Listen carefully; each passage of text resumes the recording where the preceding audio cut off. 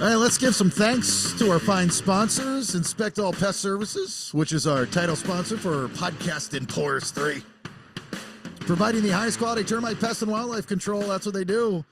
On top of that, they'll take care of your insulation, pressure washing, gutter maintenance, and other home services in Metro Atlanta and surrounding areas. InspectAllServices.com. Thank you. The Mad Dog, Manny Aurora. Remember, got a question for the Mad Dog? Always get him into me via thebaileyshow.com for his visits, like this week. TheAuroraLawFirm.com. Litigates all over the United States, based out of Georgia. Criminal defense, white-collar crime, DUI, drug offenses. Pretty much if you're Brandon Thrasher, he'll help you out. Hey, I settled mine on my own. Ridgeline Counseling, Dr. David Markwell and his 10 therapists in-house, ready to help you. If you're in Georgia, 3 locations, one across from Freebae High School in Sandy Plains and East Cobb, Marietta near the Square in McKaysville outside of Blue Ridge, but the good doctor can do virtual sessions like he does with me here in Florida, so just reach out, markwelltherapy.com or ridgelinecounseling@gmail.com. And then FBC Insurance, if you're in Alabama, Colorado, Florida, Georgia, Indiana, Kentucky, North Carolina, Ohio, Pennsylvania, South Carolina, Texas, Utah, Virginia. They will help you out. Perfect for new homeowners. Or if you're just looking to reshop your current insurance policies.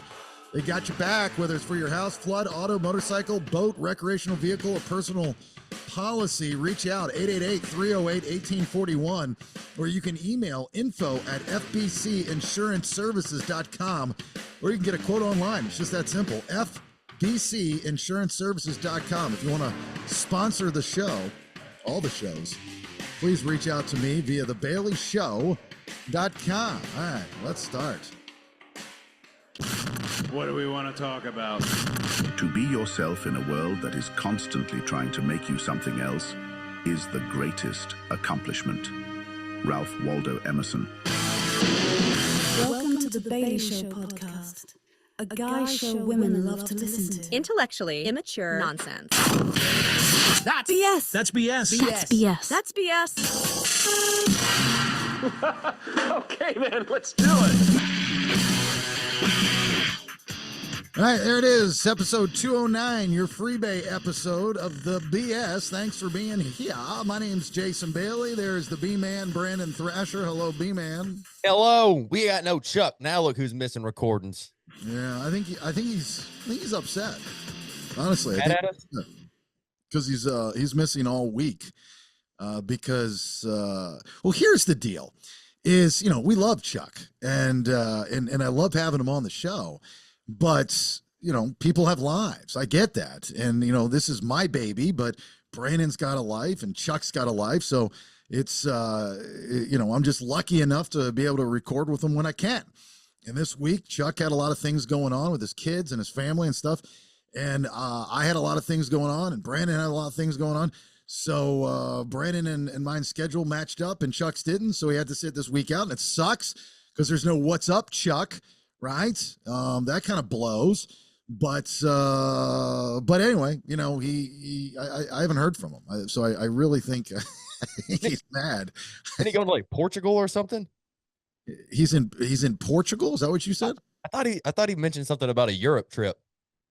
I don't know about him being in Portugal. Maybe not. And are we talking about the same Chuck?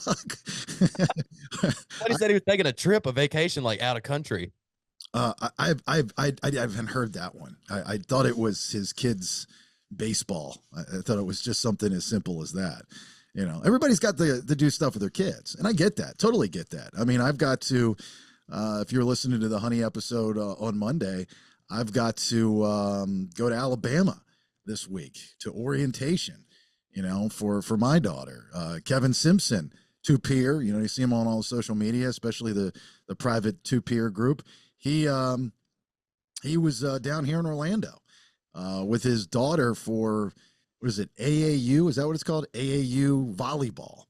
Oh, it's like Atlantic Univert. I don't know. I'm lost here. I was thinking of ACC, but that's not it. Yeah, ACC is still not that either. I think you got your letters all mixed up and stuff. So we do what we do. We got to do it. We got to do it with the parents. You know what Kevin told me? He said that they have there's a volleyball team that they play against, and they've got one of those, they've got one of those, Nets. no, they've got one of those girls or girls that identifies as a guy kind of thing. Oh, the trans in there. Yeah, it's screwing it up. Yeah, and they get to play, and Is it on his daughter's team or the opposing team? no, it's on another team, and like they just absolutely whip ass, just fucking destroy everything. I'm like, how is that fair? I just don't understand how that's fair. How are the Olympics allowing that? Transgender athletes? I don't know. I feel like that might look bad on the country. I don't think, you only get a certain amount of people to put in the, for your country for each sport. I don't know if you want to put a trans in there. That might look kind of bad. I don't know. I don't know if they are. I mean, I think I would have a problem, I to be honest with you, I think I would have a slight problem with, my kid having to compete against, I just don't think it's fair. I mean, I know it's one of those really, really touchy subjects and whatnot, but I just don't think it's fair. I don't think that's a cool move. You're still a dude, like when I was in California, I would see, I would see, what would I see? I would see the kids that identify as animals. Oh, the furries. I guess that's what it is. And they're walking through the mall and they've got leashes, and the school has to put a litter box in there and stuff. I'm like, I was like, this has to be a joke. This can't be real. This has to be a joke. I feel like we took Halloween too far. Like we had it for one day and now it's just like every day of the year. You can just dress up and be something fucking weird. Well, here's the thing is like, I wasn't that kid, but I was the kid that always pushed the envelope, like things that didn't make sense. And I would always debate the teachers because I always wanted to be right. And I would always find a loophole, and then I would exploit that loophole. So I almost think like this furry thing might be the kid exploiting the loophole just to exploit the loophole. I find it hard to believe that any human being can identify as an animal, even though like you see those adults on this TV shows, like on TLC, that's not real. It can't be real. There's no way that's real. Yeah. I don't know, man. I think there's just, the problem is I think it's the internet, man. And you can find your own little space and be justified in your own corner of the internet. Whatever you think and whatever you feel like, somewhere on the internet, someone's going to validate you. And you're like, all right, well, I can do it because this group of people on the internet says it's okay. You wonder if the internet didn't exist, if any of this stuff wouldn't be happening. I'm all for people, people expressing themselves and people finding out who they are and, the sexuality and all that stuff. And, we've come a long way since the 80s of people coming out of the closet. And, I don't know why people are judging the sexuality thing. It's just when it's kind of not fair for everybody across the board. Like, I think the playing field should just be fair, right? You have a guy, that's a guy's body, guy plays on a guy's team. Girl's body, girls play on a girl's team. If you're an animal, I can't help you. I don't know what you're going to do. I don't think you're going to be able to play in the puppy bowl. Like that's the next step is if you're identifying as a furry, are you going to bitch and complain because they're not allowing you to participate in the puppy bowl at the halftime of the Super Bowl? Is that where we go next? Yeah. They just got to make their own thing up, like a freak league. Just people that are not, they don't fit, they want to be non-binary or whatever they are. Just got to put them in their own league and just come up with their own kind of sport. I think that'd be entertaining. Can you imagine that that's the next step? And then we turn on the puppy bowl, which by the way, I love. You turn on the puppy bowl for the halftime show, the Super Bowl, and you see some kid fucking crawling around on the fake field with the rest of the dogs. People are gonna be like, what the shit is this? You got a dude out there, like a 40-year-old man in a outfit, just taking a shit on the field. It's very, very odd. Very, very odd. Well, we miss Chuck. I don't know how we got to furries and puppy bowls, but we do miss Chuck. It was good seeing Kevin, and I don't think Chuck's in Portugal nonetheless. So we had to change up some things this week on the shows. So I'll do a better with fuck for this episode, and so on and so forth. And Manny should be joining us tomorrow, depending on when you're listening to this, but this week on the episode, so on and so forth. I like to bring up stuff that I see on TV. I got to tell you, I'm on a run lately on, there's not much, if you've noticed, like as far as streaming goes, there's not much fanfare on any one. Well, Baby Reindeer had a lot, right? They got a lot of attention. That was a fucked up show. That show was weird. Like, that is rough to watch. You know, those rape scenes in that show. And that, you know, that's all about a guy finding out who he is. I mean, I thought it was about a stalker. That's only a portion of that show. The real nuts and bolts of that show is this, you know, struggling comedian finding out who he is in life. I mean, that's the whole concept of the show. So I don't know why the fat girl got all pissed off that she was wrongly depicted in the show. I mean, it wasn't about you. It was about the dude. You know, he's trying to find out, you know, who he was, gay, straight, bi, whatever. You know, he was abused. And then finally he develops a relationship with his dad because his dad finally comes out and said he was abused. You know, it was a feel-good moment, even though it was a sad moment. The fat chick's crazy, like real crazy, you know, but who hasn't had a stalker? You had a stalker before? You know what that's like? No, I don't think I had a stalker. I mean, I might. I mean, they might just be really good and I just don't know about them yet. There could be someone watching me right now, like in a tree outside. I don't think that's a stalker if they don't let you know that they're stalking you. Well, isn't that the whole point? You got to like stalk them to let them not know you're stalking them. I think a good stalker. You think stalkers want people to know that they're being stalked? Like, hey, I'm stalking you, but you're not going to see me. Yeah, I think that's puts the ER in the stalker, makes it like a verb. Because if they're not verbing you, then they're not a problem, right? I mean, you would think that they want you to know. You remember my stalker, right? Was that it in Atlanta? Mm-hmm. Yeah, I vaguely remember it. Didn't he come up to the radio station or something one time? I don't know. Waited for you outside. I don't know if you ever came up to the radio station. We never talked about it, and because truth be told, it scared me. You know, I've had over the years in my career, I don't know if I'd call them stalkers. I mean, you can joke and call them stalkers, but I don't think I ever had somebody that scared me. This guy scared me. He first came up to my truck after one night when I was hosting the Atlanta Open, and they had us park at that time. You know, at Atlantic Station, there was that dirt lot on the side, and they had us all parked there, and it was supposed to be, you know, security, not letting people in, and you know how that works out, and just dudes at the gate going, whatever, you know, not even paying attention.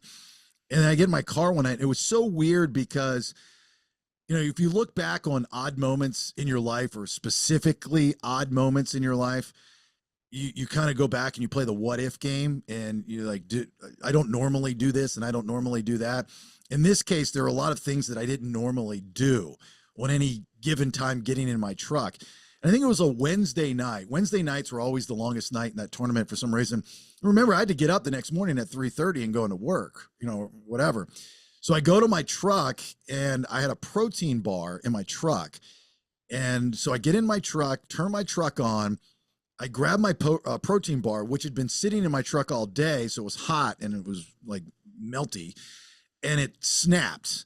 So like the top of the protein bar fell on the floor. So I grabbed the protein bar that was on the floor, half of it, and instead of throwing it out my window, for some reason, I rolled down the window of the passenger seat and threw it out that window. And when I did that, I looked over for some reason, and there was a dude in my window leaning into my truck. That, I mean, that's creepy. You know, 11:30 at night, that's freaky, right? I didn't know who he was. He was wearing like a fisherman's hat or something. And so, oh, and I think my gun was locked up at the time. I hadn't gotten it out yet. So my gun was locked up at the time. And so I immediately put I was thinking fast. I was like, I don't know who this guy is.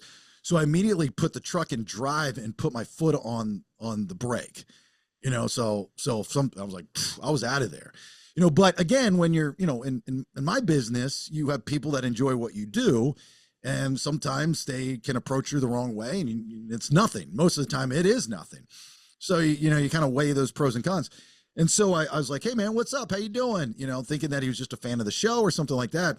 And he says, we need to talk. I'm like, oh shit. What do we need to talk about? He says, we need to talk. You owe me money. I go, who are you? And he said his name. I forget his name. And then he talks about how I owe him money after a bet for an MMA fighter. I'm like, dude, you've got the wrong guy. He's like, "Are you Jason Bailey?" I'm like, "I am, but not that Jason Bailey. I don't know what you're talking about." But he knew everything there was to know about me. He's like, "You're on the radio." Is it like a radio bit you were doing, like a big UFC coming up or something? No, nothing. I had no idea what the guy was talking about at all. And I said, "Look, man, it's late. I got to get up early. I really have no idea what you're talking about, but I'm sure that there's a story behind this. Let's connect tomorrow." So he was like, "All right, fine." I was like, "Will you be back?" And he goes, "Yeah, I'll be back." I'm like, "Okay, great." I'm like, "Shit." So I got out of it and I drive off and I'm calling like the tournament director. I'm talking to head of security. And I mean, I think I called one of my cop friends and I'm just like, what the shit is this? So then for the weeks following, he would show up at different events. We had that charity event that we did at the restaurant. He showed up there. Thank God. Tommy was there, and Sergeant Tommy was there. And then we did that bit for the movie premiere of It, I think it was. I had to have security behind me, and there was a cop. And then when I told management at the radio station, they looked like it was a hassle. Like it was like, "Oh my God, you're such high maintenance." I'm like, "I didn't do anything." It was like, "Protect me, do something." So it was like they felt like they had to go out of their way to hire a cop to sit there in the parking lot in the morning. And I'm going, in this day and age, you should have a cop in the parking lot every day. I mean, the only radio station that I've ever worked at actually had security like from the get-go. I'm not talking about getting into the building, but from the get-go. And that was 98 Rock in Tampa. At the time, there was a fence that you had to drive past in order to park, and then you would come in the back. I thought that was smart. No other radio station has security for whatever reason. Television stations go through security. For some reason, radio doesn't care. If you're a bad guy, you want to get on the radio, not a problem. So easy to get into a radio station. You'll have maybe 100,000 watts to say and do whatever you want. You can pull a Airheads move. Go in there and take it over. Yeah, the doorman in Atlanta, he didn't even get there till like 9:30. I mean, I feel like I scared a bunch of people going into the building early because sometimes I'd forget my key and I'd like run up behind them, before the door shut. Yeah. And half the time I didn't even have a key. And I'm like texting Nate. I'm like, "Oh God, I'm gonna be late. Please, Nate, come let me in. Please, please, please." Security for radio stations is the worst. And I'm surprised nothing bad has ever. I mean, I think there have been a few incidences over the years, but nothing really major. I mean, you see television over the last couple of years. You had a couple reporters get shot when they're doing a live shot. I mean, that's just crazy, this world we live in, They had that one in Pennsylvania or Connecticut in like 2019, 2018, that radio station that got shot up. Because that's why we had to get those name badges, the IDs. Because they didn't have those before. Was somebody going to a radio station shoot it up? Yeah, someone shot a radio station up in I think it was like Pennsylvania or something like that. Because I remember shortly after, everyone was like, "Oh my God, everyone needs ID badges. That'll make sure no one gets shot." So everyone had to get ID badges. Yeah, that'll help. Yeah, don't hire someone with a gun at the front door. Just make sure we all know who each other is. The band-aids that radio does to fix quote unquote problems, absolutely amazing. It's like, how much would it be to have a cop out there like, "Oh, good bit. How about name tags? Oh, a lot cheaper, sir. Great idea." Right. Yeah. Just hire like an old military guy, that's looking for a gig, put him at the front door. That's all you got to do. No, just as long as we know everybody's name. Because if somebody's walking around the building, even though they work here and we've seen them every day for the past 10 years, they don't have a name badge. They could be the bad guy. That's the shooter. That's the shooter. That's the bad guy. Let's get him. Anyway, so Baby Reindeer is good. I mean, it's really weird. It's really messed up. There's a good thread on the BS2Peers Facebook page. You guys were talking about it after I brought it up the other week. Freaky show. Absolutely freaky show. So I'm on this run. So like my days are pretty busy with a lot of different things going on. So, at night, my wife and we still get in bed fairly early, even though Brandon, for some reason, likes to text and call me at midnight. I don't know why you do that. I forget we're on the same coast now. It gave me like a little extra 3 hours when you were on in California. I'm like, "Oh, he's still up." And now I forget you're in the same time zone. It's like midnight. I'm like, "Oh, shit, he might not answer." You really liked that when I was on that coast because I'd be playing poker and it'd be midnight East Coast and 9 o'clock West Coast. And you could talk to me because I guess you were just drinking alone. Is that what you do? No, I mean, that's usually just when I get my ideas late at night, sitting on the TV or sitting in the chair watching the TV, drinking a beer. I'm like, that might be a good idea. I don't know. Let me call Jason and see how stressed out he is and then I'll know how good of an answer I'll get. Yeah, and let me tell you this. I actually appreciate that. That's all I've ever wanted in my career is somebody to call. I don't care when you call or when you text, somebody to call me with an idea. That's all. Now, your ideas are out there a lot of times, but I appreciate them. I mean, it pains me, Brandon, to be the guy that has to be the voice of reason for your ideas. It pains me because I've always been the guy with the ideas and there has to be somebody else to be the voice of reason. Yeah, now you're like management now. Like, oh well, we could get in trouble for that. Someone could get hurt. We're gonna get sued. I can't do that.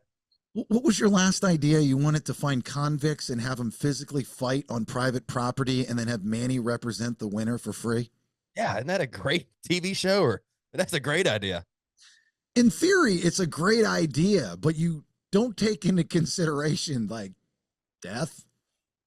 Yeah, we got to get a referee, and you get I mean, no one's died in UFC, I don't think. I think it's pretty safe.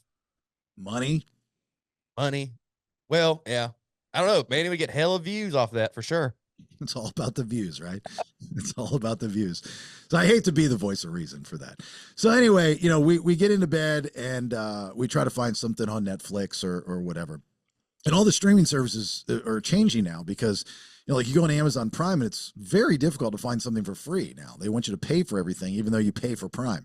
Netflix is becoming that as well. They're now starting to charge you. I think the new Beverly Hills Cop, they're going to charge $6.99 or something for it. So, these streaming services, and look, I've been saying this for years. This is the way of the world. I will never forget when I first started this podcast 3 years ago in this form, right? And, we had an influx right after I got fired of subscribers. And then the debate was, subscribe or not subscribe? Why subscribe? Why should I not? Blah, blah, blah, blah, blah. Are you that important? Should I give you $4.99 a month? Subscribe, not subscribe. Subscribe, not subscribe. Look, I appreciate everyone that subscribes more than you'll ever know. Do I think it's a little odd that you have to subscribe to anything? Yeah, I'm not going to lie to you. I'm a little OG on that. I agree. But in this day and age, the way that entertainment is going and content is going, that's it. Like, if you want it, you got to pay for it because it's turning into people's lives and jobs. I'm seeing a lot of radio people getting blown out, and there's more to come the next couple months.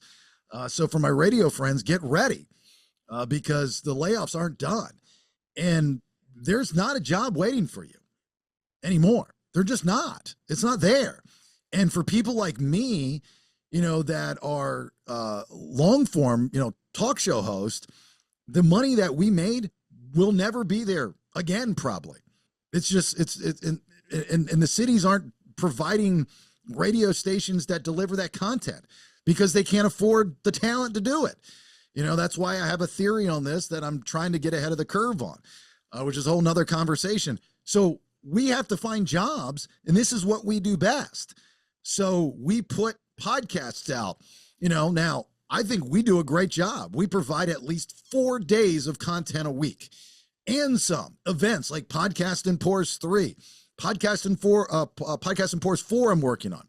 I'm working on a podcast and poker, so I'm trying to create this thing, but I got to pay the bills, due to popular belief. I ain't rich, far from it. Richer than me. Well, my daughter's richer than you, Brandon. No, I'm just kidding. So, that's just the way of the world. So when I see stuff on Netflix, $6.99 for the new Beverly Hills Cop, I'm not surprised, and I don't get mad about it. It's just, that's how it is. So like we as consumers, and I'm in the same boat as y'all, we as consumers have to go and say, hey, look, I enjoy this. I want this. I want part ownership of it. And I don't want it to ever go away. So I'm willing to contribute to it. It's like working for Wawa. If you're familiar with Wawa, the gas station, if you're in Florida, you're familiar with Wawa. Wawa, from what the best of my knowledge, every employee that works at Wawa has stake in the company. It's like Green Bay Packers. They're not owned by one person. The fans own the football team. Again, if memory serves, so the same thing with this podcast is we put out more content that over 90%, this is a fact, by the way, over 90% of the podcasts that are out there, we put out, actually it's higher than that. We put out more content on the internet than more than 90% of the podcasts in existence. And that's over 1 million podcasts. And out of those 1 million podcasts, only half of them continuously put out content. I read the other day from, I believe it was Edison Research, that said, if you put out more than 20 episodes in a podcast, you're in the top 1% of podcasts.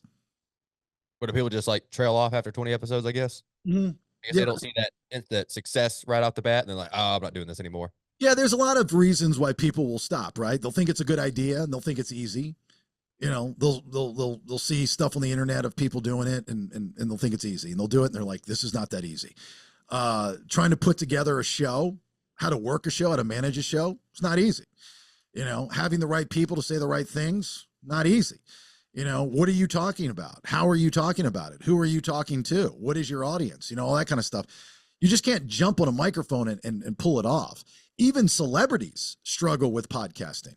You know, now celebrities that are getting paid by the big corporations to do them, they have producers that are producing the podcast. You know, I mean, I know there's a lot of podcasts that are very, very popular, like the true crime and stuff like this. The scripted podcasts do nothing for me. Absolutely nothing for me. I don't see, I don't think that's what the medium should be. This is an extension of what radio used to be, you know, when it was good, when it was fun, when it was good, when it was entertaining.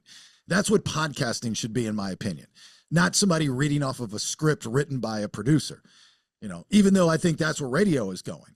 You know, it's going to be run by AI and kids that are making $25,000 a year, just reading lines from their house, and then they upload it into the computer. And now they also have 2 and 3 other jobs, you know, but they're not the day and age of the superstar radio, you know, rock and roll flame throwing night guy and all that kind of stuff. They're done. They're absolutely done. So you got to pay for the content. That's my point. You got to pay for the content. So like when I see this stuff, you know, when my wife and I lay down to bed and we're watching a show, you know, I mean, we're at the end of the week, we're probably 50 bucks deep in watching shit on TV, you know, if we want to watch a movie or something, you know, and then you got to take a chance. You know, they do a good job of giving you the trailer. You got to take a chance. Now I've been on a heater with finding good stuff. And let me tell you the trick to finding good content, a good show, a good movie, a good docuseries on a streaming service. There's one thing and one thing only. And if it has this element, it's going to be good. Rated R. No.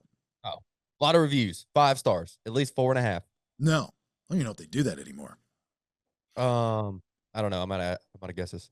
The trick is if it's about hiking, if there's anything about hiking in it, woods, forest, cabins, hiking, it's always good. Outdoors. Yeah, that's the word. Outdoors. If it has anything to do with the outdoors, it's good. I was about to say, what do you watch, like 20 hiking movies? Like, oh, they hiked over here, now they're hiking here, now they're hiking over there. No, they're not like shows on, you know, like how to hike Mount Everest or anything like that. They're like scary shows. Like, you know, the guy's a drunk and he lost his kid and he lives in a cabin in the woods and he's going through a divorce and he doesn't talk to anybody, but then he's got to go and save the day. You know, one of those types of shows. Yeah, just like the guy, the least likely guy to do something, just pops out of nowhere. But they're always in the woods. They're always outdoorsy. The last like 3 shows that I've picked randomly, and they're not new shows. They're like, no, I'd probably say a lot of those are probably low budget now that I think about it. It's pretty cheap to film in the woods. Yeah. And I don't know who the fuck's in it. I don't know any of them. You know, I don't know any of the actors, none of them, but we just picked it based off of the trailer. And then after the first one, I was like, I told Rach, I said, there's something to this outdoorsy thing, man. Just pick something that has to do with the outdoors and it's good. And they've all been great. And I couldn't tell you the name of them, and I know you're going to beat me up for this. So if I remember, I'll have to go back into my Netflix and see the ones I watched, and I'll post it on our socials. But there was one it was a story I was just telling you. There's a guy, his daughter went missing like 5 years prior. He won't rest until he finds her. He's going through a divorce. His wife is banging the Indian cop on the reservation. And then there's another cop that's like not on the reservation and they butt heads, and she's got a fucked up brother and is on drugs and is always getting in trouble. And Then they finally figure out who the guy is that's taking the girls, and he comes to save the day, and he buddies up with the girl. I mean, it's good, like really, really good, especially how it ends. You know, you're like, oh, he's going to take pity. He's going to have some, he's going to take mercy on the soul. No, he does not. And that's how it ends. And you're like, yeah, fuck yeah, that's how it should be. Yeah. You know, it's not. Yeah, can't be the good guy all the time. You gotta be the villain at some point. No, the guy killed his daughter. You're dead, dude. I don't want to tell you how it ends if you find the show, or if I go back. And then there was another one the next night. I'm like, this is good. This is good. So then we went off the beaten path and we watched the documentary on the Brat Pack that Andrew McCarthy put on. And I'm trying to work on getting Andrew McCarthy. I love Andrew McCarthy. I've had him on radio shows over the years a couple times. He's always been a good guest. This might be a tough conversation for you, Brandon, because I think I know the answer to this question. Do you know who the Brat Pack is? I do not. Do you have any idea what the Brat Pack is? Sounds like a band, maybe like a group of guys, maybe a band, or maybe they're just like a group of mischievous guys. I want to say there's 4 of them. It is so sad that you don't know the answer to that question. It is so sad. It scratches my soul to know that you do not know who the Brat Pack is. Are they from the 80s? Yes. Okay. See, I that's where I get lost sometimes, unless it's a movie, you know, like a classic movie. The 80s were the most instrumental years of our lives. Today, even. No, I'm serious. Think about it. I'm just laughing because you know who you sound like. No. But think about this. The 80s, okay, and I grew up in the 80s, but I was a kid in the 80s. The 90s were really my coming of age years. You know, I was born in 75. So in the 80s, you know, I was a kid. You know, I didn't party in the 80s. I hit the tail end of the 80s into the 90s, which was a game changer because that's when, as far as music goes, alternative rock, you know, was the thing, and it wasn't hair metal anymore, and all that good stuff. But the 80s, if you were to look at it as an historian, right? The 80s were instrumental in today, you know, and moving forward to the future, because all the tech stuff started in the 80s. You know, the gaming systems started in the 80s. You know, the internet, I believe the internet technically came out before, but the internet started. I remember going over to my buddy's house, and he had a Commodore 64, and he was able to take his phone and put it on a modem and talk to somebody from his computer via the phone on this modem. And it was just like in the movie War Games, you know, it's like, and that was, you know, the early stages of home processing, you know, computers at home, you know, so everything came from the 80s. The gaming systems, the stuff that you do, you know, now they're like movies, but that all started in the 80s, you know, with the Ataris and the Commodore 64s and the ColecoVisions, the first Nintendos, you know, Sega and all that kind of stuff. So I feel like there was a big jump from like the 70s to the 80s in like consumer electronics. I feel like the aliens probably came down when we started bombing Japan, and they're like, all right, look, y'all stop killing each other. We'll give you some cool technology. All right, we're going to start baby steps, though. Take this little tiny thing that's like Pong. All right, y'all work with this and then see where you can go with it. I wouldn't disagree with that. The 80s were the era of the aliens. Yeah, that's when we first started talking about them and getting serious about them, making movies about them and all that stuff, because they gave us the good shit in the 80s. Yeah, it was a big jump, I feel like, in that 80s period. So the Brat Pack was, like, no one really knows the members. I mean, without a doubt, it'd be Emilio Estevez. It would be Demi Moore. I know Emilio Estevez. He was in Young Guns. Right, yeah, he's Charlie Sheen's brother. Is he? Yeah, Charlie Sheen's brother, Martin Sheen's son. Yeah. So you had Emilio Estevez, you had Demi Moore, you had Andrew McCarthy. John Cryer is considered part of the Brat Pack, which I don't know about that. They didn't mention Anthony Michael Hall, which I thought was weird, because I would definitely put Anthony Michael Hall in there. Judd Nelson would definitely be a part of the Brat Pack, even though he did not take part in this documentary. They kind of alluded to the fact that Tom Cruise was part of the Brat Pack, which I don't know if I'd agree with that. You know, because you had all these stars that are mega stars today. Tom Cruise, Sean Penn, Matt Dillon, you know, these types of actors and actresses, Demi Moore, and Jennifer Jason Leigh and these, these stars that, are still doing stuff that have name notoriety. But if you were to, consolidate who the Brat Pack was, it's very difficult, which kind of makes it a fun conversation, especially if you know what I'm talking about. So for those that are listening, in your head right now, you're going, oh, you missed or you forgot, those types of things. I still don't know what it is, though. Is it just a group of like celebrities that were just in a lot of movies at the time? Rob Lowe is another one that's considered part of the Brat Pack.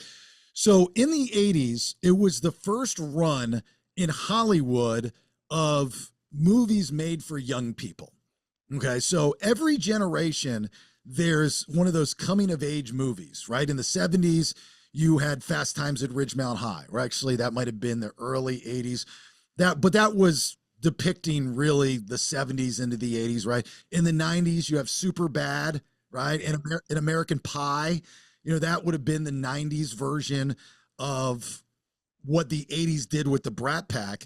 And you would have, like, in the 90s, you had the Apatow crew, which I've never heard anyone make the comparison, which they should, of the 90s version of the Brat Pack would be Jason Segel, Jason Segel, Jonah Hill. Steven Seagal? No. Jason Segel. He's been in a million different movies. Paul Rudd would be a part of that, probably. Yeah, definitely be a part of that. Seth Rogen would be a part of that 90s version of the Brat Pack, because they were all a part of the Apatow crew. And they all had the same kind of comedic delivery and so on and so forth. And they all kind of gone off and done their things, similar to what the Brat Pack did. So to answer your question, what is the Brat Pack? The Brat Pack was a name given to these young actors at the time in the 80s, the one that I just mentioned, by a writer. And I forget who he wrote for. And he just came up with the name. They actually, Andrew McCarthy, finally, after all these years and hatred for this man, goes and interviews him and finds the real story on how the term Brat Pack came about. And how it came about was this guy sat down with Emilio Estevez to talk about this run of all these movies these young people are doing. And they're kind of Molly Ringwald, also part of the Brat Pack. And so they're all making these movies like St. Elmo's Fire and Breakfast Club and 16 Candles and you name it, and they're kind of like intertwined. Like they'll all be in the same movies together. Robert Downey Jr., he was part of, kind of that run as well. And so he sits down with Emilio Estevez and he does this interview. And he was kind of a dick. He just, an older guy that just didn't think these actors had really that much, thought it was very superficial. And I think he was trying to make a name for himself. I mean, actually, he wasn't that much older. He's probably like 5 years old or something. He seemed jealous, really. And then he goes out to dinner with some of his buddies. And I guess they go to a steakhouse and they just stuff their faces with food. And like one of his buddies calls him, they made a reference to the Rat Pack from the day, Dean Martin and Sammy Davis Jr. in those days. And he goes, yeah, well, after eating, we're the Fat Pack. Ha ha ha ha ha ha.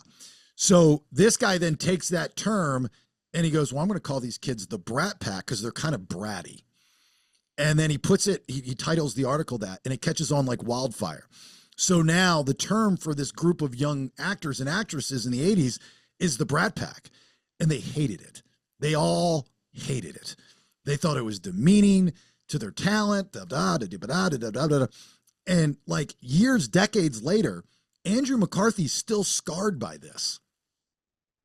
Well, he was the one that came up with it, came up with the name.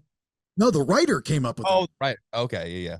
But Andrew McCarthy, who was a great actor, James Spader, also kind of part of this conversation, right? And James Spader recently, The Blacklist, right? Made a big name for himself there too. But like Andrew McCarthy, it affected his entire career. Like it really psychologically screwed with this dude's head all these years, because every interview they've done for the past 30 plus years, including me, I've interviewed Andrew McCarthy. I've interviewed Emilio Estevez. I've interviewed, all these people. You always bring up the Brat Pack, not thinking that it's demeaning. You think it's just a name. And I never, like, until I watched this documentary, like, I feel like a dick now because I always brought it up in the interviews and they played it off like it was no big deal, but it really hurt their feelings. And I had no idea. They're just piling on. Like, I cannot get away from this fucking name. It's been 30 years and they're still calling me by this name, this group. Well, think about it. I mean, like my connection to a name would be Buckethead. For 17 years, I was Buckethead in Orlando. Now that I'm back in Orlando and I'm running into people and reconnecting with those people, what do they want to talk about? They want to talk about Buckethead and the things that Buckethead did on the radio. I hated that name. I almost quit radio because of that name. I hated that name. I hated that name so much. Truth be told, one of the reasons that I left Orlando and went to Atlanta the way that I did was because of the name. You didn't want anyone to find you? No, it wasn't so much I didn't want anyone to find me. It was that I wanted to kill the name. I just never felt like I could be taken seriously doing what I do. I wanted to talk about, the stuff that I like to, not everything has to be ha ha, he, in a bit. And, I guess in those days, and I mean, still to this day, like, my last job and the guy I work for, their definition of entertainment all has to be a bit and end with a zing, zing, zang, zang.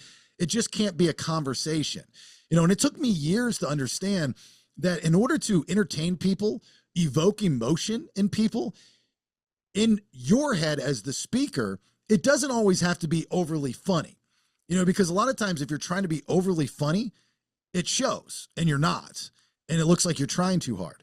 But as long as you're having a conversation that the person listening to you can enjoy and relate to, like I'm hoping this conversation, like with the Brat Pack in the 80s and stuff like that, you're entertaining somebody, right?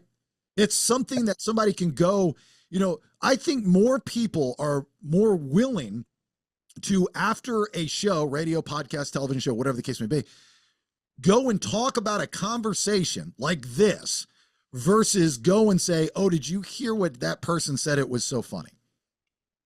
Yeah. So you think that's the conversations stick with people more than like the funny side comments and everything? 100%. I mean, that's where we get a lot of our t-shirts, t-shirt sayings and whatnot. Just a little one zinger that people remember and they repeat.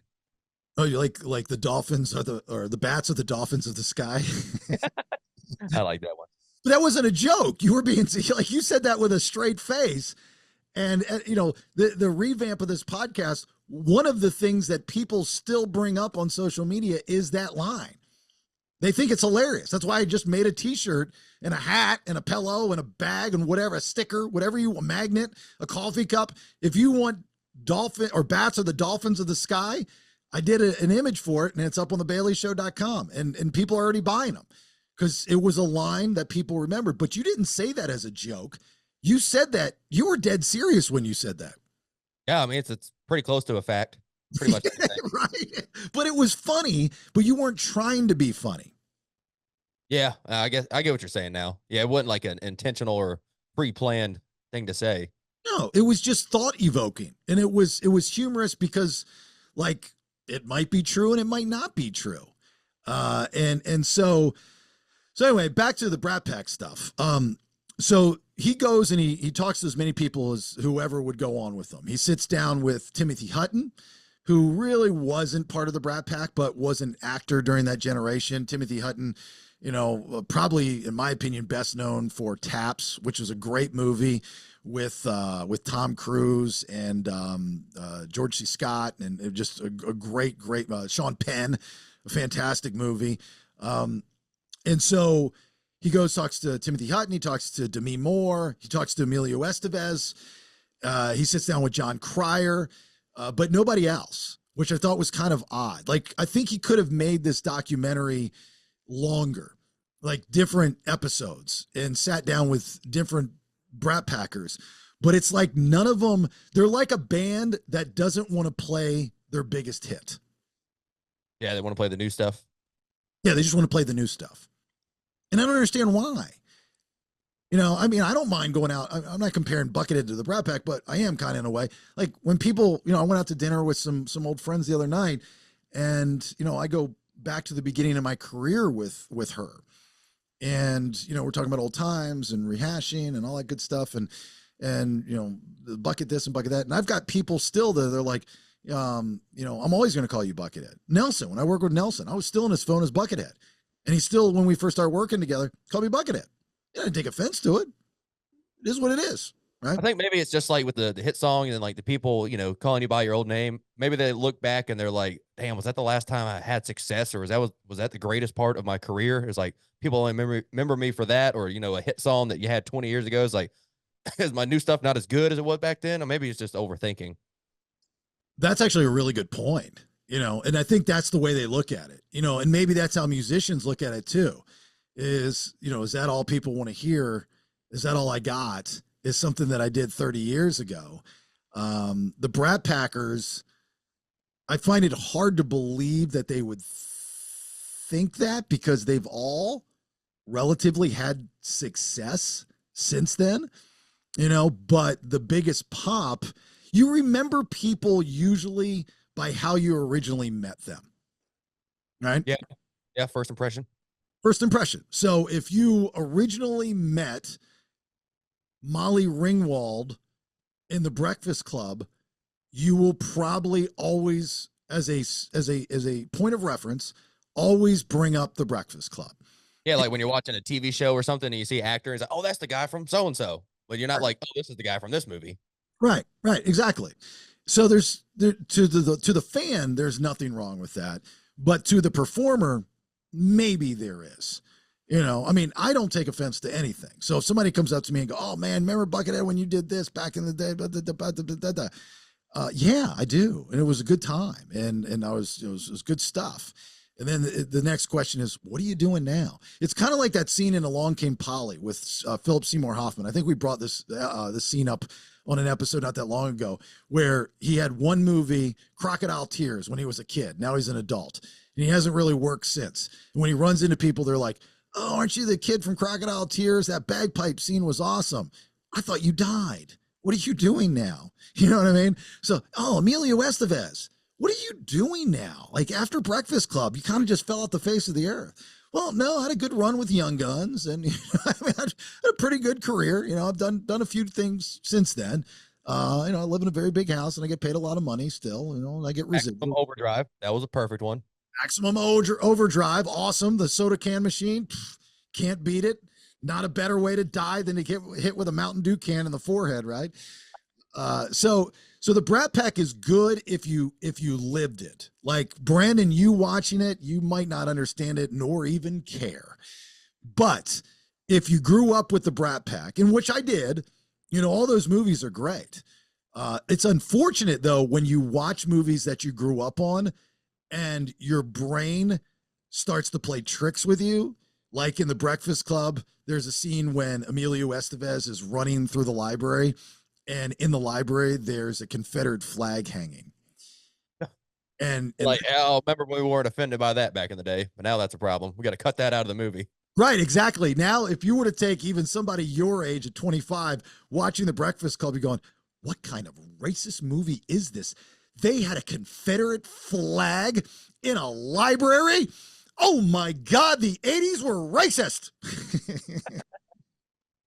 Yeah, it's I don't know. I wonder when it'll come around. I guess for me, it'd be like a lot of the like Seth Rogen and Jonah Hill and probably Channing Tatum and the funny actors.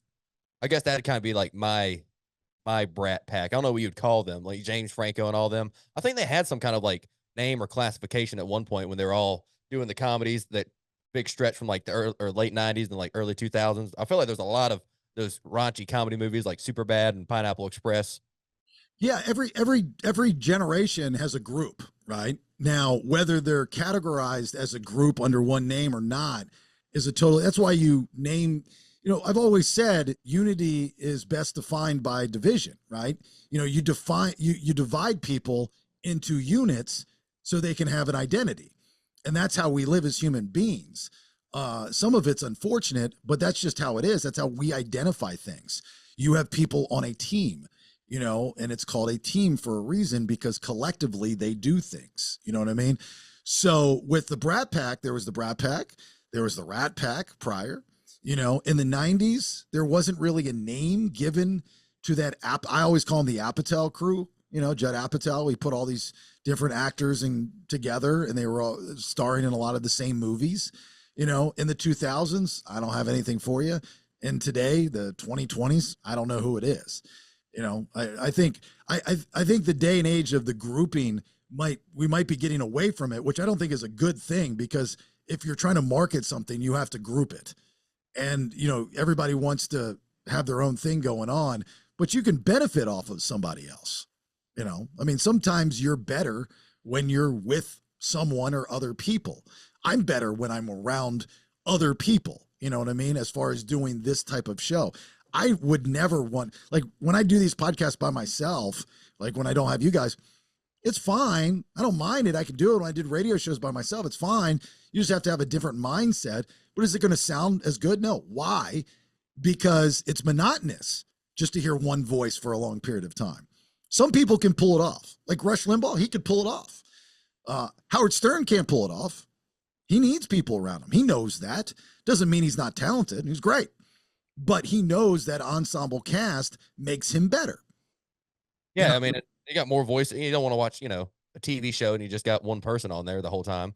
Got to have people, because then you get favorites, and you're like, well, I can't believe you said that, or you said that person, or I don't know why he did this, and then you get favorites. But if it's just one person, it's like, I either like it or you don't, But if there's 2 or 3 people, it's like, well, I don't really like 2 of the guys, but I like that one guy, so I'll stick through and listen to the rest of it. Right. That's the division within the unity, right? That's when you divide the unit so people can get their favorites. It's always funny in radio is that, you'll have a show, and as the host of these shows, I always embraced listeners liking one person over the other, because they were listening either to like or to not like. Either way, they were doing what I needed them to do. Listen. I didn't care if they were coming over for Thanksgiving dinner.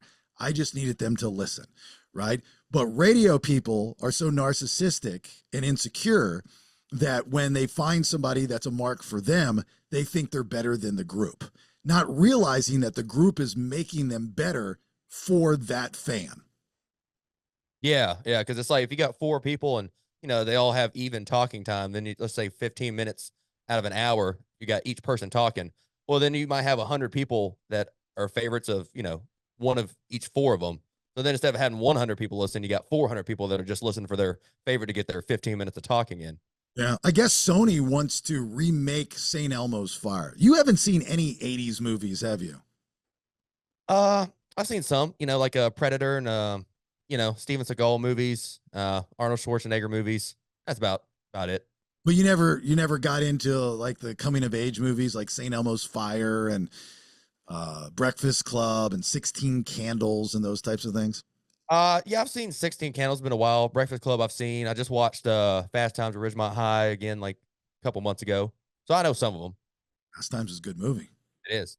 Yeah. I mean, some of the most iconic scenes forever and ever. I mean, you give me a movie in the past 10 years that has a more iconic scene than Judge Reinhold jerking off in the bathroom. Oh yeah, when his sister's friends over in the pool. Yeah, Phoebe Cates. Yeah, Phoebe Cates, who's married to Kevin Kline, I believe, oddly enough. But that scene's iconic. The scene at the end of 16 Candles, when Jake's outside of Molly Ringwald's house by his 944 cherry red Porsche, and she looks out the door and she's like, me? Who, me? And he's like, yeah, you. And then they play the song, and then they get up on the table and they celebrate the birthday with the birthday cake. Make a wish. It's already come true. They redid that in Central Intelligence with The Rock and Kevin Hart. They had all these 16 Candles references there. In Pitch Perfect, they referenced The Breakfast Club. And at the end, when Judge Reinhold puts his arm up, not a more iconic scene, one of the most iconic scenes in any movie. Judge Reinhold at the end of Breakfast Club, when he walks off the football field and he raises his hand and the music's playing underneath. John Hughes, the director, one of the first to put in rock and roll into these movies like that. you know, because he was a big like punk guy. He was a big British kind of punk rock kind of guy. So he is using Simply Red and, you know, Soft Cell and these types of bands in his movies. Not a more iconic. You name me a movie you've seen in the past 10 years, 20 years.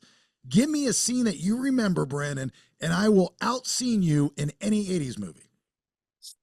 Okay, we're going with comedies. Doesn't matter. You pick it, any genre. Any genre.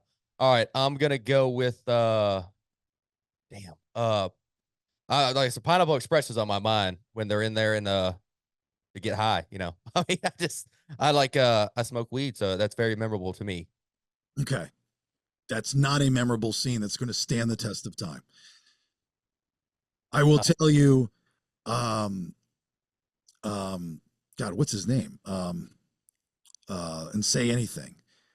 Jesus, how am I not remembering his name? Outside with the boombox. I don't even know the movie you're talking about. It was called Say Anything. Say Anything. Yeah.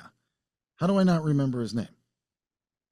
Boombox. Oh, there's one in this is memorable in a TV show. My Name is Earl, when Randy's trying to get his girlfriend back and he's playing If I Fall, I Will Catch You. I Will Be Waiting.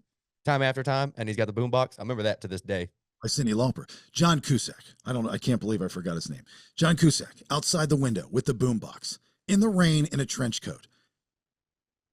Not a better scene in the last 20 years. You can't name it. That's probably where they got it from My Name is Earl, I would think. Absolutely. I feel like they're just running out of movie ideas and they're just taking stuff from old movies. I mean, they're paying homage sometimes to them, but maybe they're just running out of ideas and they're always remaking movies, and you can see like similarities in the older movies and newer ones. But I mean, at some point you got to run out of something to do. Well, you can just take the same concept and twist it and turn it and make it different. I mean, movies have been remade even, you know, in the 80s, you know, remade, but a lot of them are original ideas as far as the storyline goes, but they're all very simple. Boy falls in love with girl. There's a bully, you know, I mean, the 80s were full of bully movies.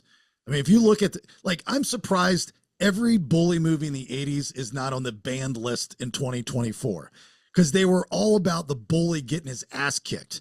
If you were to remake the original Karate Kid, in which I believe they're coming out with a new Karate Kid now, I know they have Cobra Kai, but if you were to remake the original Karate Kid, which is celebrated whatever anniversary, at the end of the Hill Valley tournament, I think that's what it was called. Yeah. Instead of Daniel's beating Johnny with the illegal crane kick, they would have talked it out and been friends and both got a trophy. Yeah. Right? Oh, we're all winners here. It's okay. That's today's Karate Kid. I really don't want to hurt you, and I really don't want to hurt you too. Thank God Miyagi came in and talked it out with us. That makes me happy. You know what I mean? But you can't do that stuff now. You can't have the bully win. You know, you can't have, because then you're promoting violence and you're doing this and this. That was a different day and age. That was the day and age where, you know, if you had a dad, I did not, would come over and he'd say, hey, look, we're going to go to the kid's house and we're going to fight, just you and him on the front lawn. Somebody's going to win. Somebody's going to lose. Afterwards, you guys are going to shake hands, and then you guys are going to have respect for each other, and you'll be the best of friends forever and ever. But you wouldn't grudge. You just, you know, okay, that's it. He got the best of me. I lost. That's fine. And I got my ass kicked plenty of times. And I was like, you know what? I lost. Can't win. You know, that's it. You know, shake hands and you're done and you move on. Now, what do? You go load your gun, you find him and shoot him. That's bad. Yeah. Then you make a rap song about it, and then you get real popular, and then you go to jail because they use your lyrics against you. Right. Oh, rapper just got killed the other day. Julio or something like that. Oh, Fujiani or Fulio? Yeah, Fulio, some dude in Miami.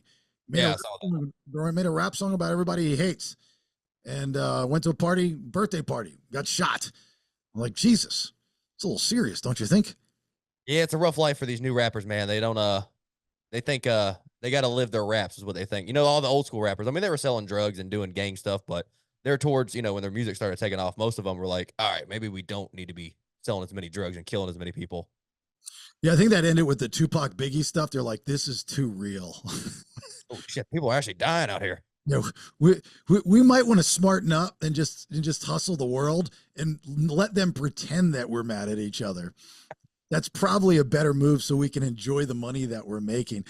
You know what I saw? So these streamer kids drive. This is my new pet peeve. These streamer kids, because they're all these like wimpy little kids, and I don't know if it's a huge work or not, but there's these two that I guess hate each other, and all they do is they film finding each other and trying to beat each other up.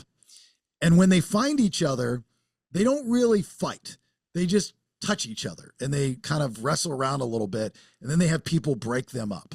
And it's just this episode of continuously finding each other, having like 8 people around filming while you push them. And then it gets broken up. And then like the post is, this dude found this dude, and there was one kid who's driving a Lamborghini. I guess he makes millions of dollars because he's that entertaining on his stream. He's driving a Lamborghini. He's at a gas station by himself, and 2 other streamers roll up to him, and they start, making fun of him. And he gets in his car and he drives away like a little punk. Well, probably would too, because he was outnumbered, right? I'm like a short, white blonde hair kid. You're talking about? So he's like electric blue, like goofy Lamborghini looking guy. I don't know. Yeah, I think that's like Jack Doherty, something like that. Okay. I don't understand it. I don't understand how that's entertaining to people. I just don't get how that's like how involved are you? Like, I always tell you with your social media, like you've got all these followers now, but how are they emotionally attached to you? I don't understand how people are emotionally attached to these streamer kids. Like, what is it that they offer people? I'm sure I'm missing something. I guarantee I'm missing something. I don't have those numbers. So what is it that I'm missing? I'm probably out of the age demo too, but what am I missing? What are they talking about that's so entertaining, that invites people into their lives, that people want to be a part of their lives that badly? I don't know. Yeah, I don't get the just talking streams. I mean, I used to watch streamers when they play video games. I mean, it's like the same thing. Like, if you play golf, you want to watch someone that's really good playing golf, and then they have a funny commentary going behind it. Some of them are just for entertainment. I can see the gaming part streaming, but the just chatting, like people just sit in the camera and just talk to the audience, I don't really get that either. I don't understand any of it. I mean, I'm just totally out of the age demo, I guess. I mean, if I were their age growing up in the streaming world, I don't know if I could do it. I don't know if I don't know if my life's that interesting, and how they pay all these people to do all the filming and editing. That just blows my mind too. That's a lot of production. A lot of production. It's just like watching this kid roll up on this other kid. He's got like 8 people with 8 cameras filming. I'm going, who's chopping this all up? Jesus, these kids want to get paid. Then they're going to have a real rough awakening, like in 5 or 10 years when there's a new trend. And that's not it. And they're out of the demo, and nobody gives a shit about his Lamborghini or them fighting in some parking lot. And what are they going to do? I hope they're keeping their money. Like the Paul brothers are smart. Those guys are smart. They parlayed their social media run on YouTube into what they're doing now. WWE, fighting, bare knuckle fighting, all that stuff. Those two are geniuses. I love those dudes. And they changed the game of boxing. They made people actually interested in boxing again. Yeah, they brought it back. Jake Paul did. Absolutely, he did. Yeah, at first, when he first started talking about coming back to boxing, everyone still kind of thinks it's just for show and whatnot, and he's paying all these fighters to take a dive. But, I mean, he's gotten in shape, and he's actually a pretty decent boxer now. He's a really good boxer. Whether they're taking a dive or not, it doesn't. I absolutely think a lot of these, if not all of them, are rigged. Who cares? I mean, it's WWE. It's sports entertainment. Are you entertained? Did you get your money's worth? I mean, how many boxing matches were you watching prior? Yeah, I guess it's better than just 2 random people you don't know that are actually boxing. Like, all right, well, I don't really care if he won or not. I don't know the guy. When you have somebody that changes the game like that, they're going to get backlash. And they're going to get backlash from who? They're going to get backlash from the purists, because the purists never want things changed. I can respect that. I can understand that. But if you have any love for whatever it is that you love, you have to take a step back and go, okay, is this going to survive? Right? Again, always take things back to the radio industry. I love the radio industry.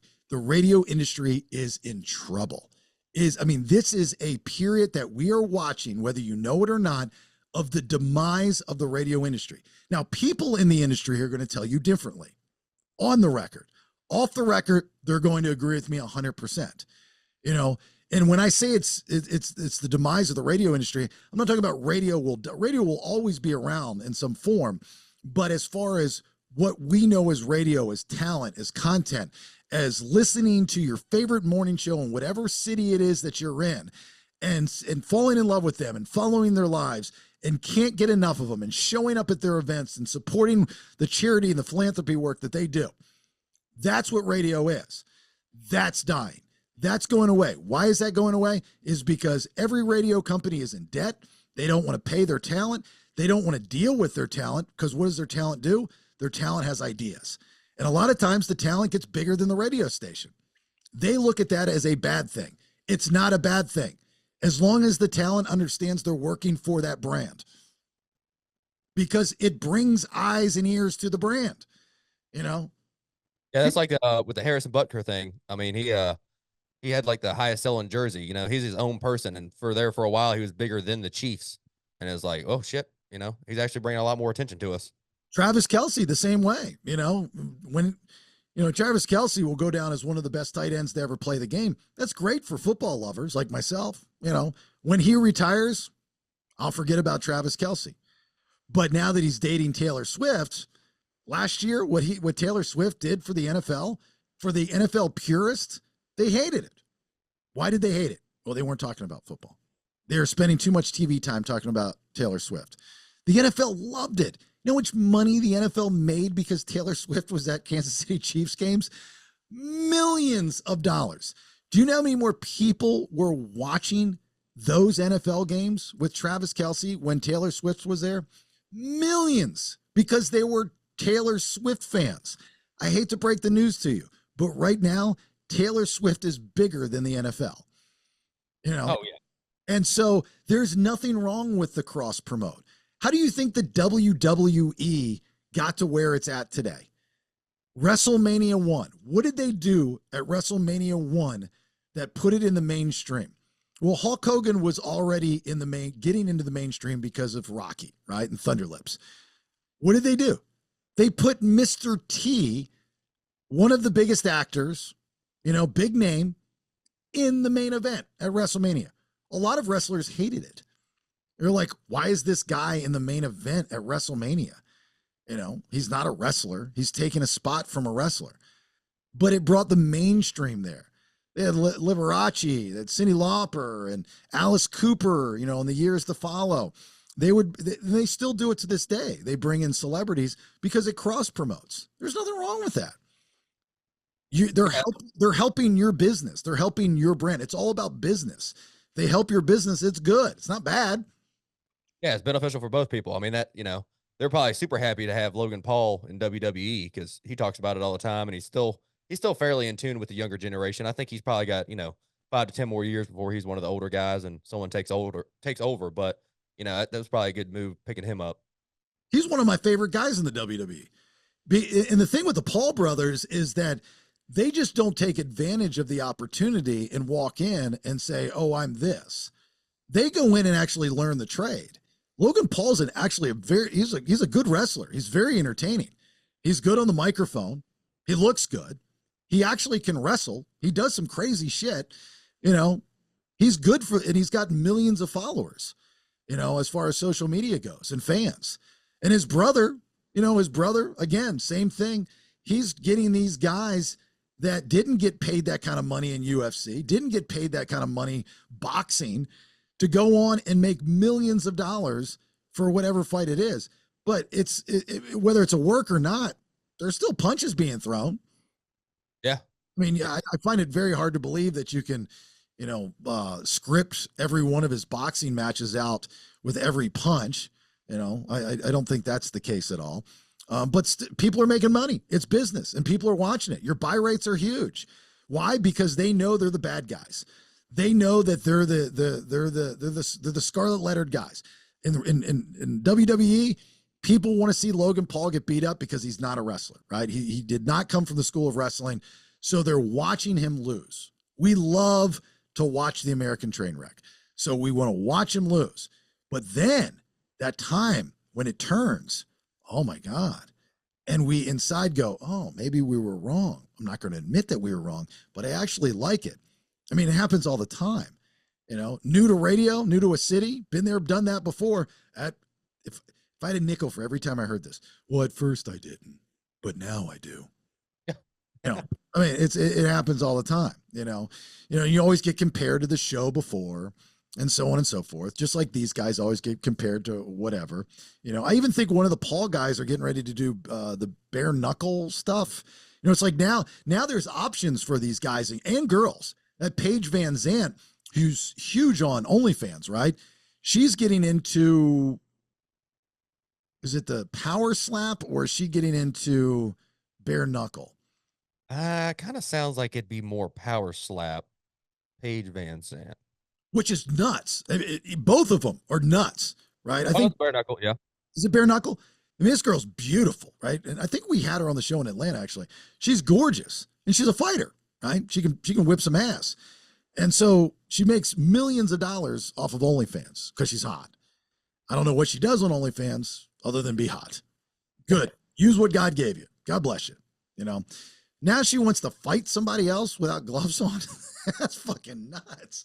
You know, like, okay. I mean, you know, you do you, but I think like it's power slap and bare knuckle boxing. That's like the pickleball of UFC, right? You know, like pickleball is overtaking tennis as the most popular sport in the world. Believe it or not, pickleball is. And when, you know, you hear pickleball, definitely when it first came out, you just thought of a bunch of old people at the park on a Sunday morning, that kind of thing. But now there's money in it. People are playing professionally. A lot of former tennis players or even current tennis players are getting off the circuit and they're going to play pickleball because it's less harder on your body and you can make money, right? And you don't have to put in as much work. And you still, it's a lot of fun. I don't know. I've never played it. People want me to play all the time. I haven't played yet. And I'm sure I will play.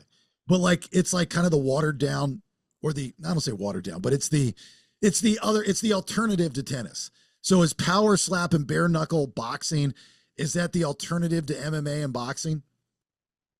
I don't know. I wouldn't say maybe power slap is, but I wouldn't say bare knuckle boxing. I mean, that gets brutal. I've watched some of the fights. I remember they really started taking off when they had the TikTok influencer battles like a couple years ago, where they had all these big TikTokers and streamers. They were fighting each other in bare knuckle. Would you do it? Oh, if I get a good contract, maybe. How much would it take you to do a bare knuckle boxing fight?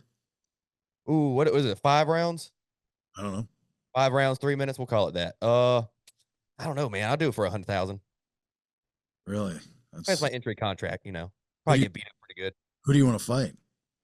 Ooh, You get to pick your opponent. it'd probably be one of the influencers that got pissed at me after the gas hole explosion. I'm gonna go with the Oompaville guy. Oompa. Is that a big influencer guy? He's pretty big. Yeah, he's pretty big on YouTube. He's got a couple million on there, and he does like react videos and stuff. Okay, so Brandon Thrasher wants to bare knuckle fight Oompaville. $100,000. Yeah, I'll do it. Okay, what does Oompaville look like? He's probably my height, maybe a little taller, probably about 180, I'd say. Mm-hmm. Brown hair. He's got Same 2 eyes. Do what? Same age? Same age? I think he's a little older. Probably about 27. All right. Well, people probably won't pay $100,000 for you to fight, but do you think a sponsor would pay $100,000 to see Oompaville? Is that his name? Oompaville? Yeah. Uh-huh. Do you think sponsors would pay $100,000 to have you beat up this social media influencer Oompaville? Oh, they might. They'd be like gas hole guy versus Oompaville. That's what I'm known as across Instagram now, the gas hole guy. I'll see like posts and everything, but I hope this isn't like the gas hole guy. Okay. Gas hole guy versus Oompaville. And what did he do to you that makes you want to fight him? Originally he had made a video about the hole. And then he made a whole dedicated video about me afterwards. He was very pissed off. Because you didn't follow through with it and you got him. Yeah. Uh-huh. Okay. And where is Oompaville located at? I don't know where he's located. I think he's somewhere on the East Coast though. So Like South did, Carolina? did you have words with Oompaville on the social media? Yeah, he said, call me a deceitful liar on Instagram. I think. See what he said here. Does he follow you? Yeah, huh? Or he did for a while. I don't know if he still does or not. Let me see what he said here. I said, we got good things coming. He said, what good things? More lies, deceit, and sadness. So he wasn't too happy with me. I think he unfollowed me. And that makes you want to fight him. I think it'd be a good fight, you know. He's a pretty big name. I've had a lot worse said to me, and I don't know if I want to fight those people. I just you guys have short triggers, man. I gotta tell you. But for 100K, I'd probably fight him too. Yeah, might as well. Yeah. So, well, why don't you throw that out there on social media? You know, if you can find a sponsor that'll pay me $100,000, I will beat you up. Okay, yeah, I'll try that. And why not? You know, if he's getting paid $100,000, look, you can beat the shit out of me for $100,000. I'd be fine with it. For real. Yeah, I just stand there, to be honest with you. Just go ahead and whip my ass. Nowadays, I'm pretty open to making money anyway. So, yeah, just go with just KO me right in the first round. Opening punch. Hit me right on the jaw. I'll go down. Wouldn't that be a great show, though, really, is if, like, people that you have real-life heat with, and I've got plenty of them, one in particular, that no one knows who it is, but there's one person in particular. And they would come to me and say, hey, Bailey, is there somebody that you want to fight? And we'll pay you $100,000, but you got to do it on a streaming platform or something. And would you do it? Like, hell yeah, I'd do it. Absolutely. And then you give a whole backstory on the heat, and then you get this. What a great television show that would be. You know, you got a referee, so it's fairly safe. You know, even if you put gloves on. Did they do this at one? Wasn't there a show like this at one time? Yeah, there's a. I know what the Barstool does, Rough and Rowdy. I know that, but they're not really fighting people they hate or they personally know. They're just fighting strangers. But there is a guy that's been doing it. He's on social media, and apparently he's had it set up in his yard or something for 20 years, and people come and, you know, they got problems they hash out in the backyard in the ring. That's not a bad idea. You know, I mean, like, I think if you give the public the backstory and then let the public pick their favorite action figure, as I like to say, you know, I would tell my side of the story. That person would tell their side of the story. And then you would have a press conference. And then, you know, you would have that heat build up. And then you'd have the actual fight. And then it's done. You know, after that, it's done. Because, you know, once you have that, it's done. Yeah, see, that's what I was trying to do with the convict fights. Like, they come and say, like, oh, I'm in jail for this, and I really need to get out. I got a wife and kids, and if I go to jail this time, I'm in prison for a long time. And then you got the other guy who just stole, like, a car, and he's going to get off pretty easy anyway. But he's like, hell yeah, I'll fight for a free lawyer. Everyone's like, nah, he needs a free lawyer. He's got kids and wife, and so what? He ran over that grandma. You know, he didn't mean to. Yeah, but you're talking about two convicts in your backyard, and then you offered up Manny's services for free. That was I think my favorite part of the bit idea. You didn't even talk to Manny. You just like, Manny's going to do it for free. And like thousands of dollars of work, manpower that he's got to put in. But Brandon's got this bit idea at midnight, and I got to tell you, Manny, you got to do it because Brandon said he wants to do it. I think, you know, maybe we just do 2 fights a year. One fight, start off. You know, maybe someone whose court date's a little further out, not upcoming. Right. You find me 2 convicts. Actually, you know, somebody texted me and was like, I've got a story for you about a guy that he knows that is a convicted felon that has turned their life around. And then he says, ironically enough, Manny was the one that got him out of jail. And I don't know any more of the story. So I text this person back and I was like, shoot me an email. Tell me the story. Let's do it. But yeah, I'm all for that. Somebody turned their life around. I like the good stuff. So maybe if they've got any more troubles, I can see if this person would like to fight somebody. Do you know anybody from the old jail days that you want to fight and got any more legal problems? Maybe Manny will take care of it. I don't know. Well, we can ask Manny next time he's on if he'd be up for the bit. If Manny's up for it, I'll promote it. How about that? Okay. Sounds good. Okay. You get the green light from Manny, then I'll go balls to the wall finding convicts that need representation for free. Yeah. I think it'd be pretty easy to find them. I mean, half these people are already, you know, pretty violent sometimes, and they're angry, they're pissed off, they're worried. So like, I got to fight for freedom. You know, it's like Rome back in the day. Actually, one of the red reason I threw up the red flag was because I tried to do something similar back in the radio days. Is I was trying to give away free legal services, and I forget they weren't going to fight for it, but it was like I think something simple like sending it in and blah. I don't know if we tried it or not. The problem is there's so much that goes into representation. It's not just some simple as, hey, I did this. You know, Manny's got to, go through it. So he can't just have a quick conversation or get an email and say, yeah, I can represent you and get you off the hook. So there's like so much more to it. So I'd hate to see two convicts go beat the shit out of each other in your backyard.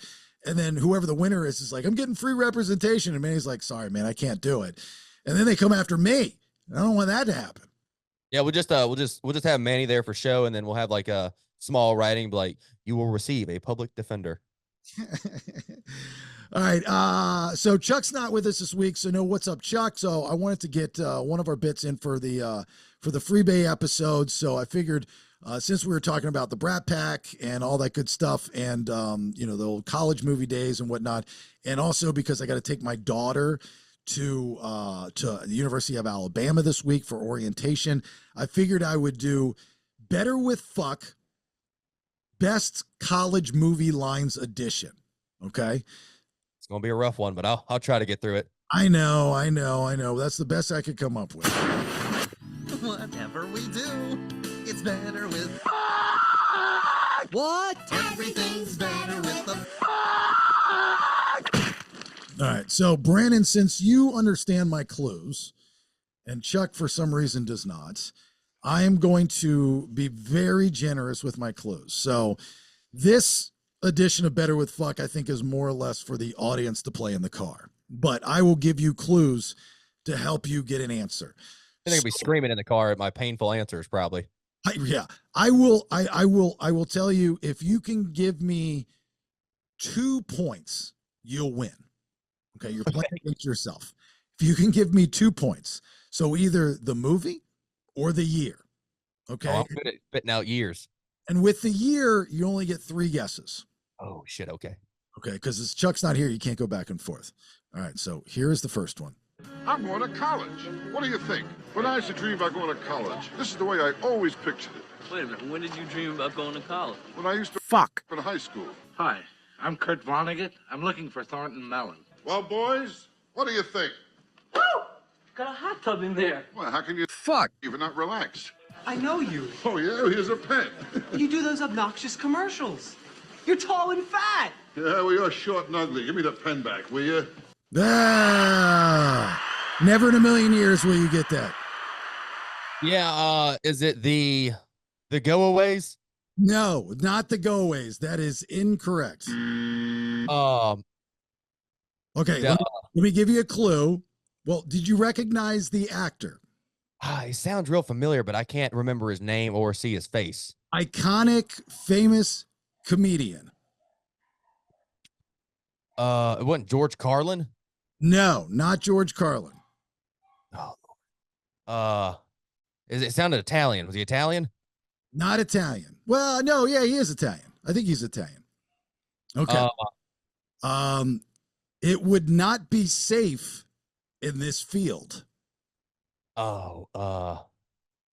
safe in this field. Forest fire? Fire. No, okay. Murderer. They were returning somewhere. The name of the movie. Going home? Back to the dorms. Back to the college. Back to the frat. Back to school. Back to the school. There we go. With Rodney Dangerfield. With the main guy? And William Zapka, Johnny from Karate Kid. He was the bad guy in this. What year? Okay, so you don't get a point for the movie. 85. Oh, shit, no. Closer. 86? There you go. Oh, my God. Nicely done. Okay. All right. All right, better with fuck. Again, the idea with with fuck that we learned a long time ago. Fuck, one of the most powerful words, if not the most powerful word in the English language. If strategically placed places, it makes it better. All right, so we swap them out with some famous movies, and this is what we get. All right, here we go. Better with fuck, best college movie lines. Next one. Hi, Woods Comet L. A law student. You got into Harvard Law? What, like it's hard? You, however, had time to hide the gun, didn't you, Chutney? After you fucked your father. The rules of hair care are simple and finite. Any Cosmo girl would have known. All right, what do you think? Oh, A little bit more recent? sounds like a murder mystery college situation. Nope, not close. Oh, good Lord. Sorority chicks. No, it's got a famous actress still today, alive and well. Oh, First name would be a chocolate treat in pieces. Reese Witherspoon. There you go. What's the movie? Oh God, Legally Blonde. Oh, boom. There you go. Oh yeah. Okay. I was thinking white chicks. I'm like, no, I don't think it's that. Well, you've already won. Okay, now you got to get 4 right in order. Oh shit. What year was Legally Blonde? 98. No. 95. No, going the wrong way. One more. 2003. 2001. 2000. Oh, 9/11. All right, you just need one more point in order to win now. Okay. One more point. Last movie, Better with Fuck, best college lines. Come on, Gilbert, let's go to college. Well, anyway, college is a whole new ballgame. Well, let's fuck those nerds! Nerds! You put what? Liquid heat On their what? in their jocks. Into our new fraternity, Lambda, Lambda, Lambda. All right. That's an easy one. Yeah, I think I got this one. Revenge of the Nerds. Very good. All right. What year? By the way, that might be one of the best strategic fucks that I've ever placed in a clip. We're going to hear that one again. But go ahead. What year? 93. No. 92. No. Oh, Way off. 96. No. Damn. 84. 84. Oh shit. 84. Come on, Okay, off. college. Well, anyway, college is a whole new ballgame. Well, let's fuck those nerds! Nerds! You put what? Liquid heat On their what? in their jocks. Into our new fraternity, Lambda, Lambda, Lambda. Such a great movie. So not politically correct in any shape, form, or fashion. It was like everything. You've seen the movie, right? Yeah, I just saw it like a month ago. So I remembered it. God, what a I mean, it's got every stereotype known to man in that movie. And people would bitch and complain about it today, but if you watch the movie and consume it, it's such a feel-good story of taking every outcast, and I use that term in quotes, of that college, and they come together and they rule the day, and they, boom, they're the good guys. Yeah, it's I say that's the movies I kind of like. Like I guess what was it, raunchy? I guess it'd be the name of it, raunchy comedies. It was kind of raunchy, but I mean, think about the end of Revenge of the Nerds. Spoiler alert. He rapes the girl, technically. I mean, he takes her into the moon house, the bounce house or whatever, and she thinks it's Stan Hansen or Stan the man or whatever her boyfriend's name is. Oh, you're wearing the mask? And he's wearing the mask and he has sex with her and she likes it, but she doesn't know who she's having sex with. Yeah, I do that part. And then they got like together then, right? Started dating. Yeah, because Revenge of the Nerds 2, they were together. And she was like, I'm a nerd, and leaves him. And then she goes on his side at the very end. Yeah. So anyway, Podcast and Pours 3 ticket sales are great. Thank you for that. I know we've got months until the event, October 12th, right? Yeah, October 12th, Tannery Row, Beaufort, Georgia. I know some Florida people are going up for it. I got some people reaching out to me that listen in Alabama, North Carolina, and people are buying tickets. This is going to be fun. Distinct Grace is headlining. We are going to have an acoustic karaoke contest with cash and prizes. We should be having some special guests, but this is the start of hopefully many podcast and pours in different cities, but we need this one to be great. You know, we're nowhere near where we want to be for ticket sales, but we do have months until the event. But as far as it only being on sale for the last couple of weeks, really impressed. So thanks to everybody that's already purchased their tickets. The tickets are, I think they're like $20 right now. As we get closer to the event, they're going to go up. So I know it's kind of tough to go, where am I going to be October 12th? And can I make it to Georgia if I'm not already in Georgia? Or if you are in Georgia, can I make it to Beaufort? That kind of stuff. So just, you know, try to plan out the next couple months of your life and get your tickets early so we can start gauging and get excited about a huge party. Tannery Row is a big place, so there's plenty of room for people to be in there. I'll have merch I'm coming up with. We'll do a live recording of the podcast up there as well. So if you want to be on, you got something to offer, you got some great story, got a special trick you do or something, reach out to me and we can mark that. Brandon's going to be there. I'm going to be there. Chuck's going to be there. Distinct Grace is going to be there. Rachel will be there. Everybody's going to be there. So it's going to be a lot of fun. Where do you get your tickets? DistinctGrace.com. DistinctGrace.com. That's where you get your tickets. TheBaileyShow.com. Please. All of our social media is up there at Listen to the BS. Sign up for the newsletter. New merch designs, as we were talking about earlier. I've got the Ask Me About the BS shirts, the Bats or the Dolphins of the Sky shirts, and a couple other designs that I've put up there. So that, and subscribe to the YouTube channel. All that is on TheBaileyShow.com. Questions for the Mad Dog Manny Aurora. You know, when he makes his stops on here, loves questions from y'all. So if you've got any questions, you can reach out to me via TheBaileyShow.com. Send that to me, and there. Brandon, you got anything before we get out? I just saw the Olympics ban that transgender swimmer, Leah Thomas. So that answers the question. Yep. Yeah. Well, that's, you know, just because you don't agree that the guy should be competing in a girl sport does not mean that you hate all transgender people. You know, we tend to think black and white with these issues, which I think is disgusting. You know, just because you don't want a woman that identifies as a man in the men's room does not mean you hate them as a person or what they stand for. You know, it just means that you, for what you stand for and who you are, does not agree that they should be a part of your bubble. That's all that means, you know? So It's not black and white. I agree. You know, if you were born a dude, you shouldn't be participating in women's sports and vice versa. You know, that's why they have women's volleyball. That's why they have men's volleyball, so on and so forth. So don't even get me started on the football stuff. Anyway, all right. Thanks for listening. Please subscribe to the podcast. I know it's a Freebae episode. If you dug what you dug and you liked what we do, and you can go and there's hundreds and hundreds of episodes that you'll be able to unlock if you are a subscriber via the Spotify app. So please subscribe by going to TheBaileyShow.com. It is much appreciated. The support is awesome. You guys, you two peers, you diehards, thank you, thank you, thank you. I always ask this of you. I post on social media all the time, clips of the show. Take those posts and share them with somebody in your network and say, check out this podcast. And hopefully they subscribe. All right. Other than that, we appreciate it. Thank you very much. Until next time. Hey, bye. Thanks for listening. Till next time, check out TheBaileyShow.com. Make sure you like, share, follow on all socials. I leave you with these parting words. Never got a pink slip either. You know what I would get? A guy would come around to my desk and say, "Get the fuck out of here!" What do we want to talk about?